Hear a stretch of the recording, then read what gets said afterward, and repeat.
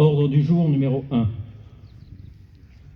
Présider cette prise d'armes de rentrée et être devant vous ce matin sur ce prestigieux Marchfeld est un privilège pour moi, car le lycée est à mes yeux un lieu d'exception, où une très longue cohorte de jeunes Français, illustres ou anonymes, est venue se former à ce moment si crucial de la vie, celui des années lycéennes et de la préparation des études supérieures, celui où se dessine notre destin. C'est aussi une singularité, car je ne suis pas un ancien du Col d'Eau, mais depuis quelques années, je me suis familialement attaché à votre lycée. C'est plutôt mon ancienneté qui explique ma présence et le lien particulier avec votre chef de corps. Nous avons en partage d'être tous deux chasseurs alpins et nos traces se sont plusieurs fois croisées. Je remercie donc le colonel James ainsi que monsieur le proviseur, monsieur Macaire, de me donner l'opportunité de m'adresser à vous. Comment ne pas être impressionné lorsque l'on pénètre dans ce vieux bahut dont les murs portent un si glorieux héritage depuis la fondation de cette maison en 1686 par Madame de Maintenon? Comment ne pas ressentir le poids d'une histoire qui a épousé celle de la France, faite de gloire, parfois de destruction et toujours de renaissance?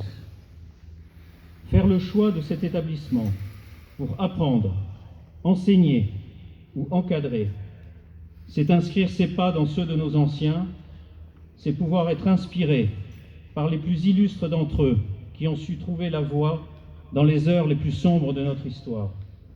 Le courage, l'audace, la force morale, l'esprit de sacrifice d'un Paul Lapeyre, d'un Leclerc, d'un Tom Morel ou d'un De Gaulle trouvent certainement leur source entre ces murs.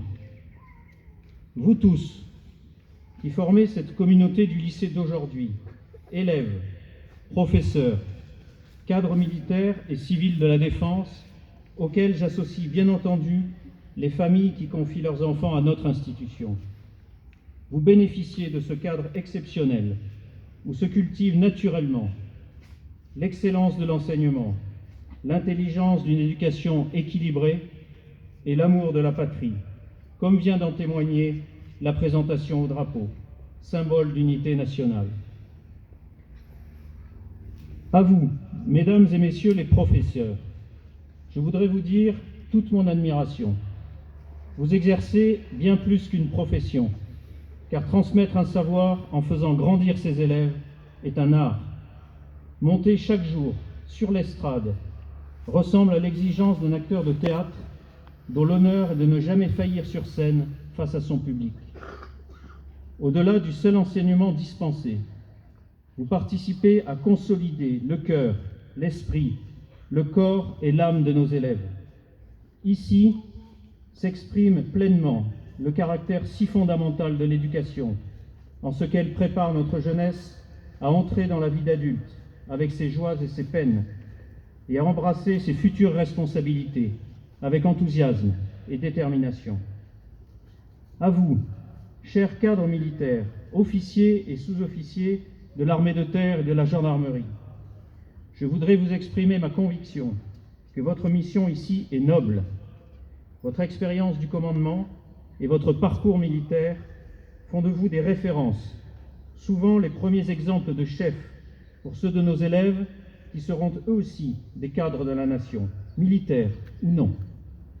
Cultivez l'exemplarité et démontrez chaque jour que l'obéissance d'amitié est le meilleur ferment de la cohésion et de l'efficacité. Vous êtes les premiers enseignants du respect, du travail et de la camaraderie qui sont attendus des élèves dans cet établissement.